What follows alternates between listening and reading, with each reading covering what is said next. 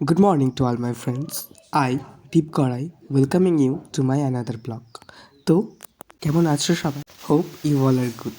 তো আজ দেখো খুব সুন্দর একটা দিন, আকাশে একটু মেঘ নেই, প্রায় বসন্ত এসে গেছে বললেই চলে। এনিওয়ে, এখন আর আগের মতো ফ্রি টাইম পাই না, সো আমার আর বাড়ি থেকে তেমনভাবে বেরোনোও হয় না। তাই আজ যেহেতু অনেকদিন পরে একটু ফ্রি টাইম পেয়েছি, তাই ভাবলাম যে একটু পুরোনো দিনে ফিরে যাওয়া যাক। ওই যে দূরে দাঁড়িয়ে আছে ওটা সন্দীপ, ও আমাকে প্রায় আধ ঘন্টা আগে ডেকে গেছে যে কুল মাখা করবে বলে। তাই বলতে বলতে বাড়ির পেছনে খামারে চলে এসেছি। তো এতদিন আমি লোকজনের মুখে শুনেছিলাম যে ঠেলায় পড়লে বিড়াল কাছে ওঠে, এটাকে যদি আমি রিউমার্স ভাবতাম, কিন্তু আজ সত্যি সত্যি দেখতেও পেয়ে গেলাম। এই দেখুন বিড়ালটা কেমন গাছে উঠে বসে আছে। আমাদের বাড়ির পেছনের মাঠটাতে দুটো কুল গাছ আছে।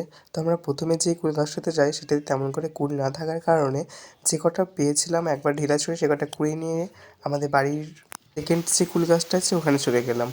আর দেখুন এই নিয়ে প্রায় 5-6 বার বাড়ি এলাম। একবার লগা নিতে এলাম, একবার কন্টেনার নিতে এলাম, একবার হাত ধুতে এলাম, কুল খেয়েছিলাম, তাই হাতে যে রসগুলো লেগে গেছিলো সেটা ধুতে এসেছিলাম।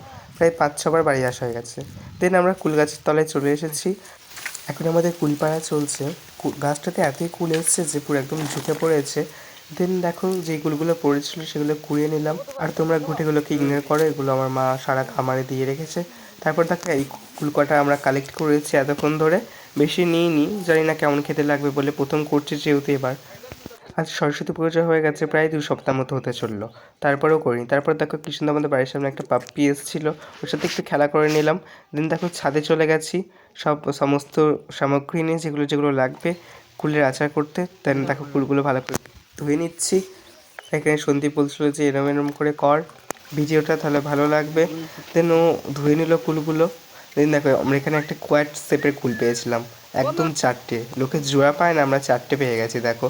দেন দেখো প্রায় সব হয়ে গেছে। এতক্ষণ মানে উত্তেজনার বসে এতক্ষণ ব্লগটা কন্টিনিউ করতে ভুলে গেছিলাম, কিছু মনে করবেন না, সরি তার জন্য। দেন দেখো আমাদের রেডি হয়ে গেছে, এখন টেস্ট করে দেখবো।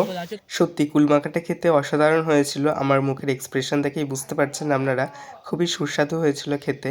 একটু টক ছিল কিন্তু অসাধারণ ছিল খেতে। লঙ্কা, ধনেপাতা, সর্ষে বাটা, নুন আর একটু সামান্য পরিমাণে কাঁচা সর্ষের তেল। দেন দেখো ওরা সবাই বাই করে দিল। তো আজকের ব্লগটা এই পর্যন্তই। সবাই ভালো থাকবেন, সুস্থ থাকবেন, দেখা হবে খুব শীঘ্রই আরেকটি নতুন ব্লগে।